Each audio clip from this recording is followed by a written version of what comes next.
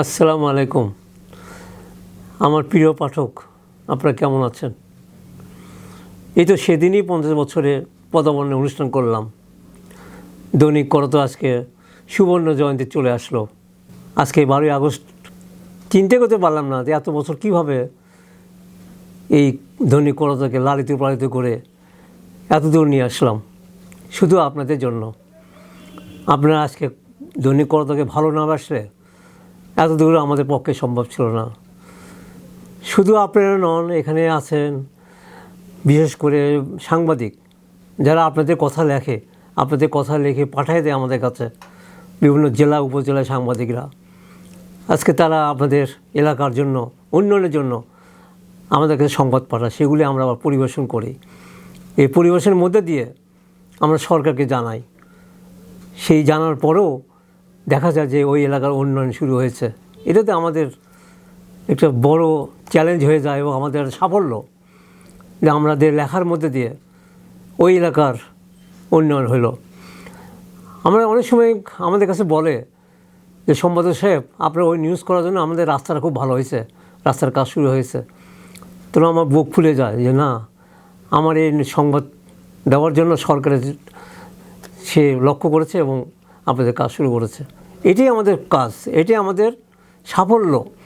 যে আমরা শুধু বিজ্ঞাপনের আশা থাকি না, আমরা কোনো রকম অর্থনৈতিক নেওয়ার আশা থাকি না। আমরা চাই মানুষের সেবা করার জন্য, দেশের সেবা করার জন্য। এই দেশের সেবার মধ্যে দিয়ে আজকে কাগজটি আজকে 51তম পদার্পণ করল। আপনাদের ভালোবাসা, বিশেষ করে আমাদের যারা হকার, যারা প্রেসে কাজ করেন এবং সারা বাংলাদেশের যারা পাঠক আমার কাগজ ধরে আছেন, তাদেরকে আমি ধন্যবাদ জানাচ্ছি। আপনারা জানেন যে বগুড়া শুধু নয়, এটা ঢাকা থেকেও আমাদের মুদ্রণ হয়, ঢাকায় আমাদের অফিস আছে। সারা বাংলাদেশের কাগজটি ভোরে সকালে আমরা আপনাদের কাছে নিয়ে যাওয়ার চেষ্টা করি।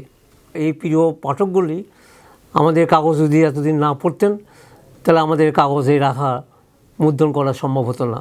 শুধু একটি কারণ যে আপনারা কাগজকে ভালোবাসেন এবং আপনার টাকা দিয়ে কাগজ কেনেন এবং পড়েন। এটাই আমাদের সাফল্য যে আমরা পাঠক সৃষ্টি করতে পেরেছি। যাই হোক, আপনারা জানেন যে আমাদের কিছুদিন আগে সরকার পরিবর্তন হয়েছে। আমাদের প্রিয় কি বলবো, বগুড়ার মানুষ জনাব তারেক রহমান, উনি এখন আমাদের প্রধানমন্ত্রী। আমি চাই যে প্রধানমন্ত্রী শুধু বগুড়ার নয়, উনি সারা বাংলাদেশের, আমাদের সারা বাংলাদেশে যে উন্নয়ন, উনি খুব চিন্তা করছেন উন্নয়ন নিয়ে। আমরা তাদের সহযোগিতা করা দরকার। আমরা দেখি অনেক সংবাদপত্র নেগেটিভ নিউজটা বেশি পছন্দ করে, কিন্তু নেগেটিভ নিউজ দিয়ে খুব সাফল্য আমরা করতে পারি না। আমরা চাই যে সমস্ত পত্রিকাগুলি, সংবাদপত্রগুলি আজকে পজিটিভ নিউজ করে দেশের যেগুলি উন্নয়নের দরকার এই নিউজগুলি করে সরকারের কাছে পৌঁছে দেওয়া। তাহলে দেখবেন যে 5টি বছর পর আমাদের দেশের অনেক পরিবর্তন হয়ে গেছে। আমাদের দেশে আর থাকবে না। আমরা বলি সিঙ্গাপুরের মতন করবো, থাইল্যান্ডের মতো করবো, কিন্তু আমাদের চরিত্র ঠিক রাখতে হবে, আমাদের চরিত্র পরিবর্তন করতে হবে। আমরা যদি সমালোচনা করি শুধু, কিন্তু উন্নয়নের কথা আমরা বলি না, আমরা সঠিক কথা বলি না, শুধু মানুষের সমালোচনাই করি।